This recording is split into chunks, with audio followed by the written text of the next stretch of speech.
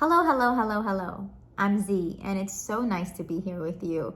I have been thinking about these three words that we use to label our children, and I have decided that I will not use them ever in my life or ever again.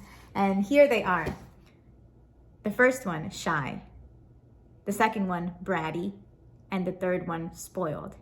And I have found that when we call children these things, hey, don't be shy. Why are you being shy? Or don't be a brat. Or, oh my goodness, he's so spoiled. It's like we perpetuate that story that we're telling ourselves. We keep it alive when we actually label them this way. And when they hear that about themselves, well, it's kind of this idea where whatever you think about somebody, whatever you believe about somebody, and then on top of that, say out loud, really becomes true, right? And so children live up to our expectation of them. So I've decided that I will no longer use these words. And I have this idea about just adults in general and how I really believe that every thought that we hold, every story, every belief that we hold about ourselves needs to serve us. It needs to work for us. So for example, if I have very self-limiting beliefs or any self-limiting belief, right? If I just ask myself, well, is this helping me or is it hurting me? Is it letting me live the kind of life that I want to live? That I'm here to live, that I'm alive to live? And the answer is no, right? That understanding tells me that at least it stops that train of thought, even in that moment. And if I can catch myself continuously, every time that limiting belief pops up in my head, then I sooner or later train my mind to not have that limiting belief or to replace it with a different one. So in the very same way, in the same compassion that I have for myself and hopefully that you have for yourself, right? You know that you need to believe things that make you the kind of person that you want to be, right? So if you simply label a child as being something, then that actually keeps them where they are. What you want to do is allow them, right? You want to see their potential and you want to point out their potential to them as well. So in our communication with our children, in our behavior, we always want to keep their potential in mind. So what do? Instead of calling them shy, instead of calling them a brat or spoiled, we try to understand the reasons why they are behaving said way, or they are doing whatever they are doing or saying whatever they are saying, because all behavior has meaning.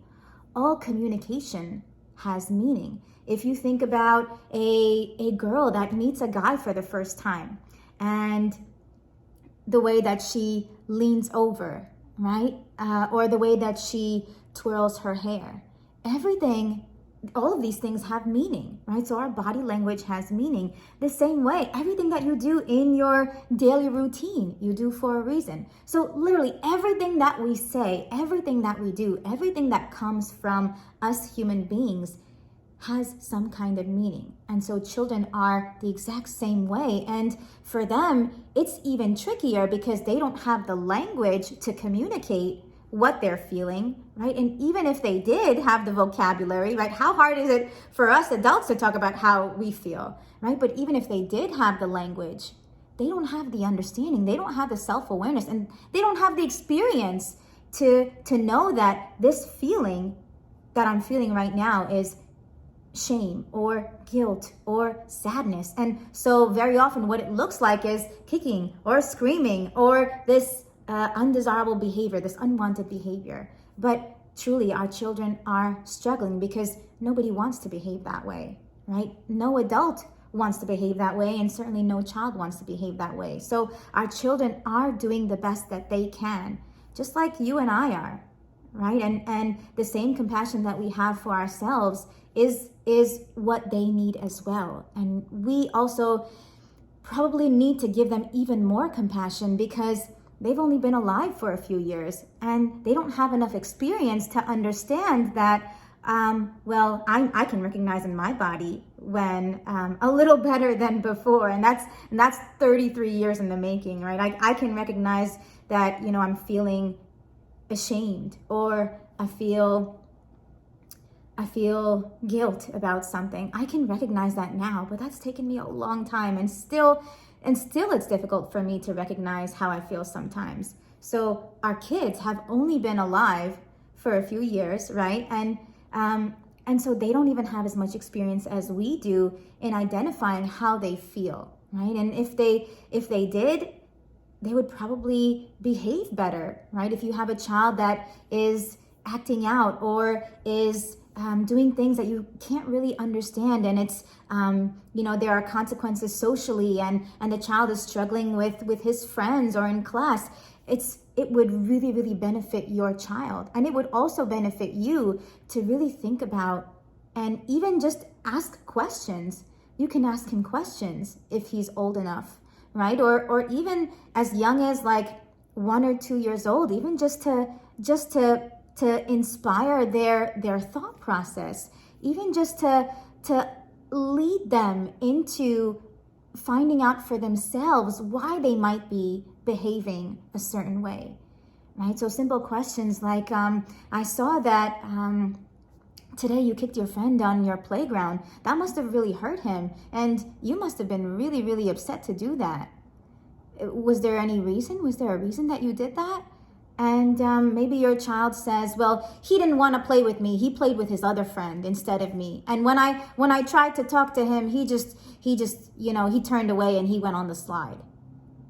And then maybe you can ask, well, do you think he heard you? Or is it possible that he maybe he didn't hear you, and that's why maybe he was running and he was so excited, and then he just went on the slide right after that, and maybe he didn't hear you.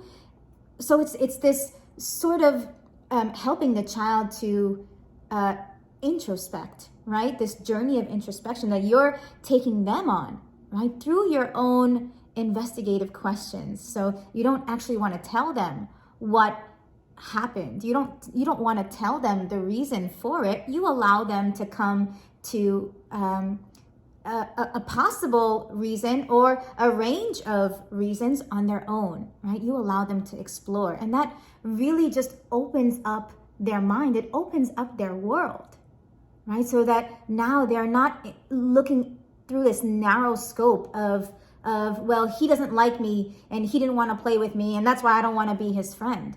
Right? You open up their experience to entertain different possibilities.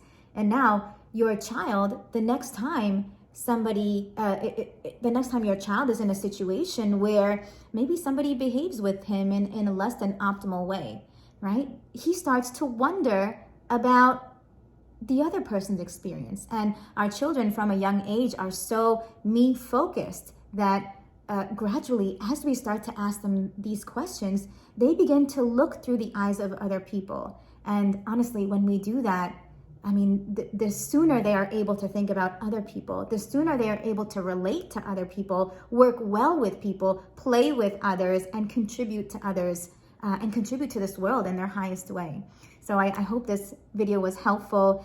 It's been something on my mind, and I've realized for myself that so much of my work and so much of my ability to relate to children has really come from understanding their behavior, understanding why they're doing something, or understanding why they're saying something. That's the most success that I've ever had with any child, and I wish you the same. I love you. I'll see you.